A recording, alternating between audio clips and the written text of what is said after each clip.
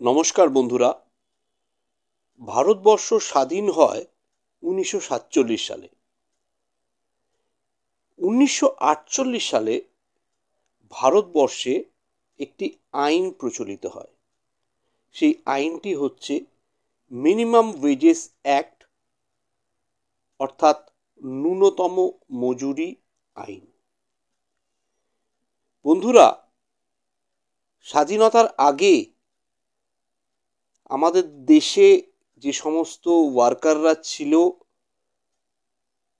তারা বিভিন্নভাবে প্রতারিত হতো।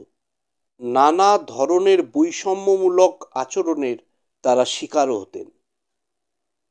সুতরাং এই বৈষম্যমূলক আচরণ থেকে মুক্তি দেওয়ার জন্যই মিনিমাম ওয়েজেস অ্যাক্ট বা ন্যূনতম মজুরি আইনটি আমাদের দেশে প্রচলন হয়। বন্ধুরা, আসুন আমরা জেনে নিই যে এই যে মিনিমাম ওয়েজেস অ্যাক্টের মধ্যে ওয়েজেস বলতে আমরা কি বুঝি। মূলত ওয়েজেস বলতে আমরা বুঝি বেসিক প্লাস ডিএ।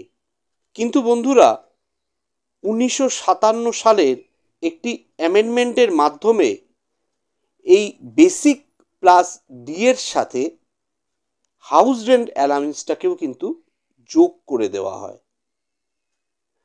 তো মিনিমাম ওয়েজেস বলতে আমরা এখন বুঝব basic plus DA plus house rent allowance. বন্ধুরা, এই যে মিনিমাম ওয়েজেস, এই মিনিমাম ওয়েজেসটা হয় কিসের ওপর? এক্ষেত্রে গভর্নমেন্ট কস্ট অফ লিভিং ইন্ডেক্সের ওপর মিনিমাম ওয়েজেস ধার্য করে। কস্ট অফ লিভিং ইন্ডেক্স কি? কস্ট অফ লিভিং ইন্ডেক্স হচ্ছে কোনো ব্যক্তির বা কোনো একটি পরিবারের বেঁচে থাকার জন্য কতটা খাদ্য দরকার, কি বাসস্থান দরকার এবং কতটা কাপড় দরকার তার পরিধানের জন্য, এই সমস্ত নিয়েই কিন্তু কস্ট অফ লিভিং ইন্ডেক্স আমরা নির্ণয় করি। প্রত্যেক 6 মাস অন্তর প্রত্যেকটি স্টেট গভর্নমেন্টের একটি ইন্টারনাল কমিটি এই কস্ট অফ লিভিং ইন্ডেক্সটি নির্ণয় করেন এবং নির্ণয় করে গভর্নমেন্টের কাছে বা গভর্নমেন্টের অ্যাডভাইজারি কমিটির কাছে তাদের পরিসংখ্যানটি দিয়ে থাকেন এবং সেই বেসিসেই মিনিমাম ওয়েজেস নির্ণয় করা হয়। বন্ধুরা, আমরা যখন মিনিমাম ওয়েজেস কোনো ওয়ার্কারকে বা কর্মচারীকে দেব, তখন অবশ্যই কিন্তু আমরা ক্যাশে বা চেকে পেমেন্ট করব। কোনো রকম কাইন্ডে কিন্তু মিনিমাম ওয়েজ পেমেন্ট করা যায় না। কাইন্ডের ব্যাপারটা কি? কাইন্ডের ব্যাপারটা হচ্ছে বন্ধুরা, ধরুন আপনার মালিক আপনাকে দিয়ে কোনো কাজ করিয়ে দিয়ে একটা মিষ্টির প্যাকেট দিয়ে দিল, বা আপনার ছেলে মেয়েদের জন্য একটা খেলনা কিনে দিয়ে দিল। এই ধরনের জিনিসগুলোকেই সাধারণভাবে আমরা কাইন্ড বলে থাকি। মিনিমাম ওয়েজেসে কিন্তু কাইন্ডের কোনো জায়গা নেই। এটা অনেক ক্ষেত্রেই দেখা যায় যে কোনো কোনো অফিসে 8 ঘন্টার জায়গায় 9 ঘন্টা 10 ঘন্টা খাটিয়ে নিয়ে তাকে একটি টিফিনের বন্দোবস্ত করে দেওয়া হয়। সেই টিফিন খাইয়েই সেই শ্রমিক বা কর্মচারীকে কিন্তু ভুলিয়ে রাখা হয়। এইটা কিন্তু একদমই অনৈতিক এবং মিনিমাম ওয়েজেস অ্যাক্ট এটাকে কখনোই সাপোর্ট করে না। কোনো শ্রমিক কর্মচারীর যদি এমন অবস্থা হয় যে তিনি 8 ঘন্টা কাজের পরিবর্তে 6 ঘন্টা কাজ করে চলে যাচ্ছেন কোনো বিশেষ কারণবশত, তাহলে কিন্তু সেক্ষেত্রে মিনিমাম ওয়েজেস অ্যাক্ট অনুযায়ী সেই ব্যক্তির মালিক 2 ঘন্টার ওয়েজেস কাটতে পারবে না। তাকে 8 ঘন্টা ওয়েজ হিসেবেই সেই ব্যক্তিটিকে মজুরি দিতে হবে। এক্ষেত্রে অবশ্য একটু এক্সেপশন আছে। সেটা হচ্ছে যে কোনো শ্রমিক যদি 6 ঘন্টা কাজ করার পর আর কাজ করতে না চায়, উইলিংলেসলি আর কাজ করতে না চায়, সেক্ষেত্রে অবশ্য এর ব্যতিক্রম আছে।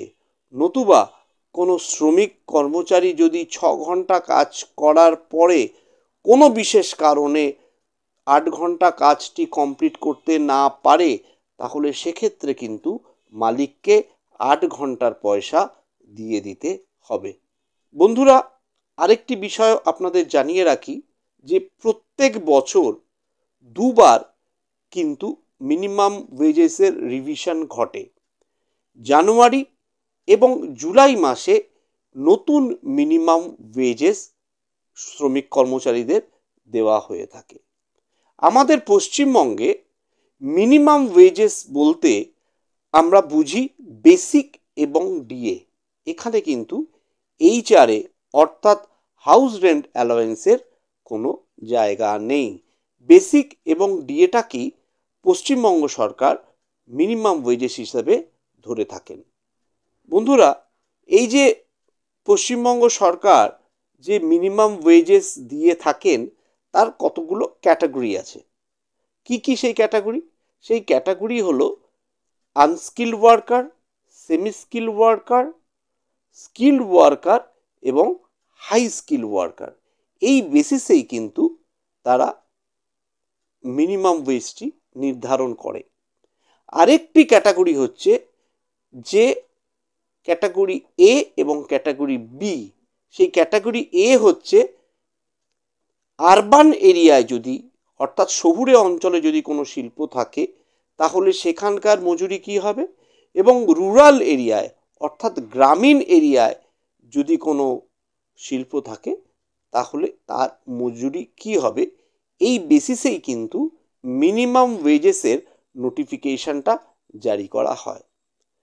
তো বন্ধুরা, 2025 জানুয়ারিতে যে মিনিমাম ওয়েজেসটি নির্ধারণ করা হয়েছে, আমি সেই মিনিমাম ওয়েজেসগুলো একটু বলে দিই। প্রথমে আসি ক্যাটাগরি এ অর্থাৎ শহুরে অঞ্চলে মিনিমাম ওয়েজেস এবছর কি রেখেছে। বন্ধুরা, আনস্কিল্ড ওয়ার্কারদের জন্য শহুরে অঞ্চলে এবছরের মিনিমাম ওয়েজেস ধার্য করা হয়েছে 10,224 টাকা। সেমি স্কিল্ড ওয়ার্কারের ওয়েজেস ধার্য করা হয়েছে 11,236 টাকা। স্কিল্ড ওয়ার্কারের ক্ষেত্রে ওয়েজেস ধার্য করা হয়েছে 12,360 টাকা। হাইলি স্কিল্ড ওয়ার্কারের ক্ষেত্রে ওয়েজেস ধার্য করা হয়েছে 13,595 টাকা। এবার আসুন বন্ধুরা, গ্রামীণ অঞ্চলে যে সমস্ত শিল্পগুলি রয়েছে সেই শিল্পগুলিতে ওয়েজেস কি হারে দিচ্ছে সেটা আমরা জেনে নিই। বন্ধুরা, গ্রামীণ অঞ্চলে আনস্কিল্ড ওয়ার্কারদের জন্য ওয়েজেস ধার্য করা হয়েছে 9,533 টাকা।